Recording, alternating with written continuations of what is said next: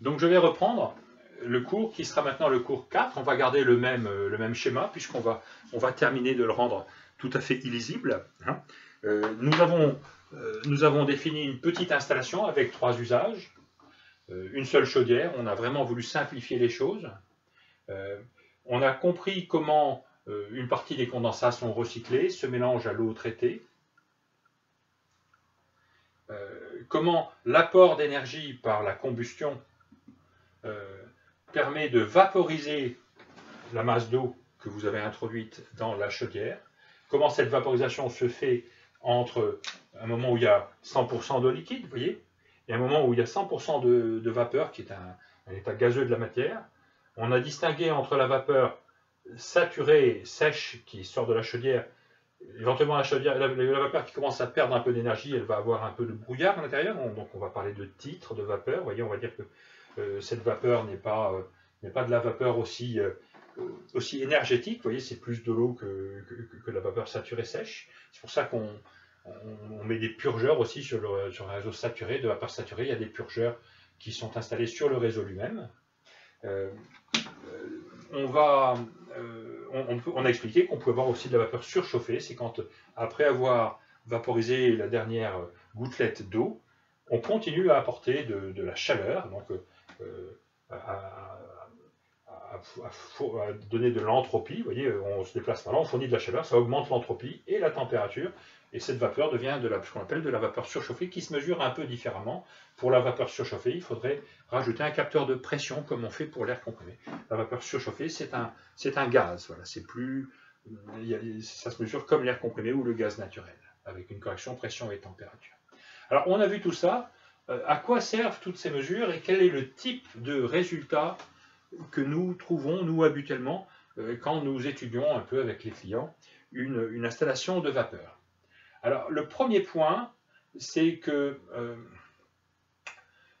au niveau énergétique, nous avons fait une campagne de mesure dont le but principal, c'était plutôt la qualité du produit. Hein, c'était la qualité du produit, mais on l'a fait comme sous-traitant d'une société qui faisait de l'audit énergétique. Donc on leur a mesuré les débits de vapeur saturée pendant toute une semaine, y compris donc un week-end. Et à notre grande surprise, l'usine, le moment où elle consommait le plus de vapeur, c'était pendant le week-end, alors que toutes les installations étaient arrêtées. Quand on a examiné le week-end suivant, on a prolongé un peu les mesures, on a visité l'installation. Notre ingénieur mesure est allé un dimanche pour visiter l'installation, si j'ai bien compris, avec son client. Et qu'est-ce qu'ils ont trouvé? Ils ont trouvé que sur une installation, il y avait une soupape qui s'ouvrait. Sur une autre installation, il y avait un purgeur qui était monté à l'envers, vous voyez. Donc, tant que l'installation était en service, ça se passait assez bien parce qu'il y a une vanne de régulation qui donnait juste la quantité de vapeur nécessaire pour le process. Mais les conditions d'arrêt étaient telles que, ma foi, bizarrement, ils avaient estimé à ce moment-là qu'il valait mieux ouvrir la vanne, vous voyez, ce qui est un peu dommage. Et ils avaient donc une perte de 1 tonne par heure, si je me souviens bien. Pendant le week-end, on ne savait pas trop distinguer entre les deux pertes, vous voyez, mais c'était une perte très importante, de plus d'1 tonne heure, si je me souviens bien. Donc, ce genre d'événement s'explique en fait par des défauts, soit sur les conditions d'arrêt des machines, soit sur le montage des purgeurs, ou le fait qu'un purgeur peut être défectueux. Voilà, il peut être défectueux. C'est un peu comme les fuites d'air comprimé, mais c'est beaucoup plus massif. Vous voyez, les soupapes, c'est tout à fait similaire. On n'aime pas qu'un compresseur régule par la soupape ou qu'une chaudière régule par la soupape. C'est une situation tout à fait qu'on évite absolument. Pour ce qui concerne les purgeurs, je dirais qu'on trouve des petites fuites de vapeur sur les presse-étoupe de vanne, ce genre de choses. On peut les signaler. On trouve des petites fuites sur les pertes de condensat parce que c'est assez corrosif les condensats, donc ces tuyaux sont assez souvent corrodés. On peut avoir des fuites qui font perdre à la fois de l'eau distillée en fait et de la chaleur puisque cette eau est chaude. On a néanmoins une spécificité, vous voyez, qui est plus importante que pour l'air comprimé. Alors pour l'air comprimé, on a aussi des purgeurs de condensat Le problème qu'on a sur l'air comprimé, c'est plutôt qu'il se bloque. C'est pas habituel que ça arrive que le purgeur reste bloqué ouvert. Vous voyez, il y a donc des similitudes entre vapeur et air comprimé à cet égard-là. On peut d'ailleurs détecter de l'extérieur l'état d'un purgeur en écoutant ce purgeur avec le même détecteur d'ultrasons. Je l'ai rangé, mais je pourrais vous le rapporter. Le même détecteur d'ultrasons qu'on utilise pour chercher les fuites d'air comprimé. Et dans ce cas-là, on vient avec un embout spécial et on vient écouter au contact s'il y a un bruit d'écoulement. Et on voit si le purgeur fait un bruit normal ou pas. Voilà. Le deuxième événement intéressant que je pourrais signaler pour des installations que nous avons effectivement traitées, rencontrées et mesurées, c'est la question du primage. Assez bizarrement, vous voyez, quand on intervient dans l'agroalimentaire, c'est presque toujours pour un problème de primage. Dans un cas, c'était des gens qui cuisaient de la viande. Dans l'autre cas, c'était des gens qui cuisaient des plats cuisinés particuliers, vous voyez. Et dans les deux cas, comment dirais-je, le souci, c'était le primage. Alors, qu'est-ce que c'est que le primage? Le primage survient principalement quand il y a une chute de la pression. Donc, supposez par exemple qu'on mette en service un échangeur de chauffage, par exemple, de manière très brutale. Vous voyez, il faut pour ça consomme beaucoup de vapeur dans un premier temps. Ces chutes de pression se traduisent ici sur ce diagramme entropique, c'est pour ça que je l'ai dessiné, par le fait que tout d'un coup, on a de la vapeur, de l'eau, on a dans notre ballon, on va représenter la chaudière, le ballon supérieur d'une chaudière à tube d'eau, vous voyez, on a un plan d'eau qui est comme ça, là il y a des tubes qui communiquent avec le ballon qui se trouve en dessous, vous voyez, et la vapeur saturée part par le haut. Voilà. Donc ça c'est la situation normale, les tubes sont chauffés par les flammes, hein. Ici vous avez la flamme ou les fumées chaudes qui chauffent les tubes par rayonnement, et vous avez des bulles de vapeur qui arrivent ici, et qui montent vers la surface. Voilà. C'est comme ça que fonctionne une chaudière à tube d'eau.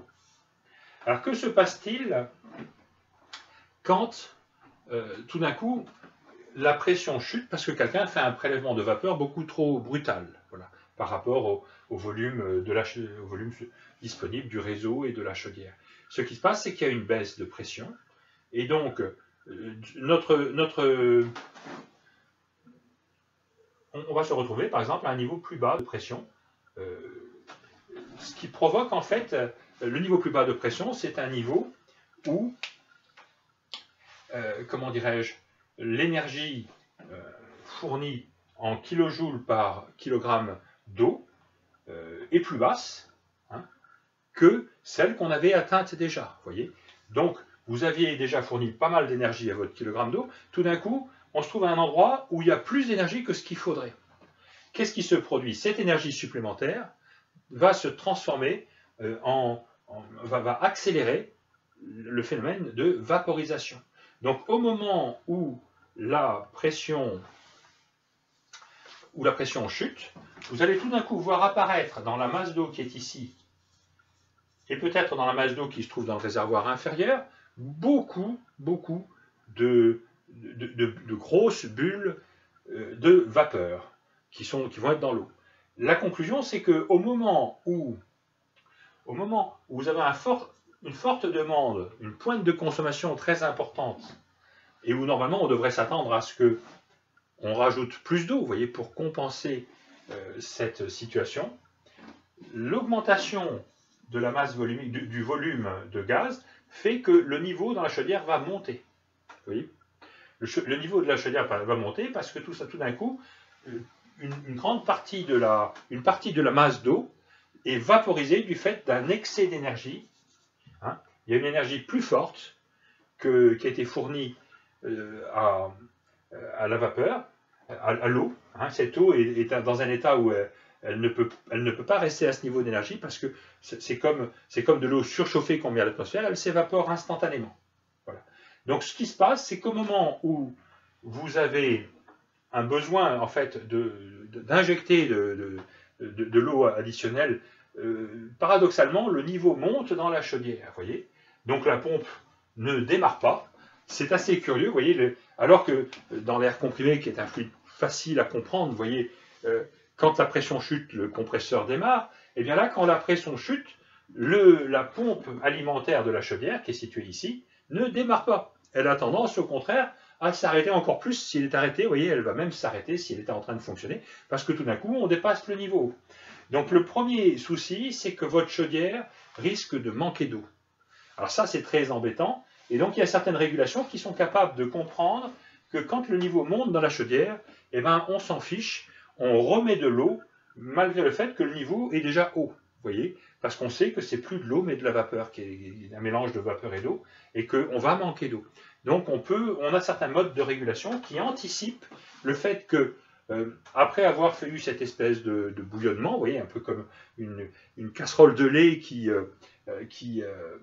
est sur le feu et qui, comment dirais-je, qui déborde, eh bien, vous savez, ensuite, vous allez avoir une brutale descente du niveau d'eau. Et donc, pour éviter ce problème qui fait que votre tube risque tout d'un coup de devenir trop chaud, eh bien, il y a des gens qui vont, des systèmes d'automatisation, qui vont injecter de l'eau à ce moment-là.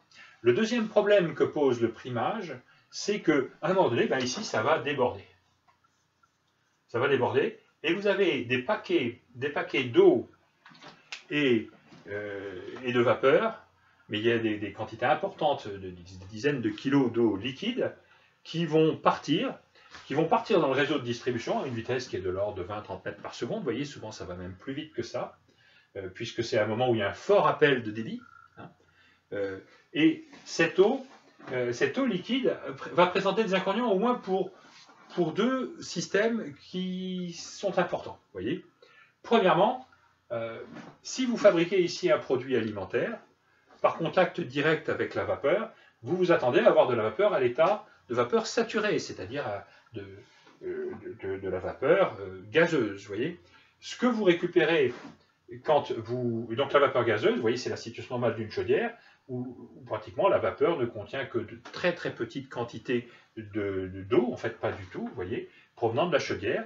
Vous allez récupérer dans le produit que vous cuisez une certaine quantité d'eau liquide provenant de la chaudière, avec peut-être des produits de traitement d'eau qui ne sont pas exactement ce que vous auriez voulu avoir dans votre produit alimentaire. Voilà, ça c'est le premier point. Le deuxième point, c'est que, donc ça c'est un point qui nous concerne plus pour nous, ici, vous avez souvent un débitmètre. Vous voyez, là aussi, vous avez un débitmètre. Donc, il y a 2 ou 3 débitmètres qui sont sur le chemin de votre vapeur. Et on a eu des cas où des diaphragmes, normalement, le diaphragme, c'est un truc qui ressemble à ça, vous voyez, avec un trou au milieu. Voilà, donc, j'ai représenté mon diaphragme avec ici, comment dirais-je, au départ, je voulais le représenter en coupe, vous voyez. Ce qui se produit, c'est que le diaphragme va être embouti.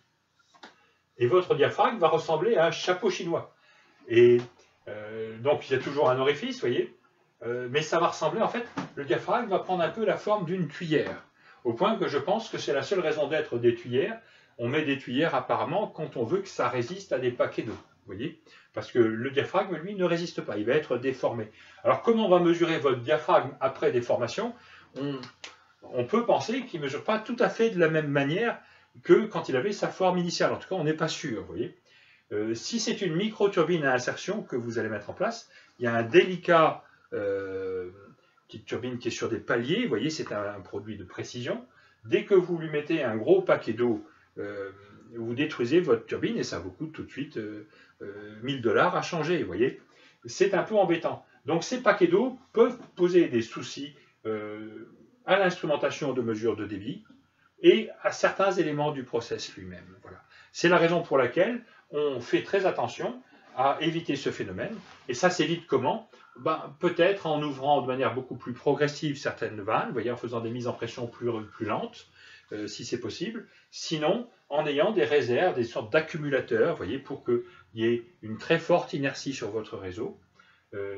Et enfin, je dirais que il faut avoir une capacité de production de vapeur peut-être un peu plus importante, vous voyez, que le besoin, de manière à pouvoir couvrir des pics de consommation qui seraient réguliers. Voilà. Donc là, je vous ai présenté le phénomène du primage. Hein, ça s'écrit comme ça, primage.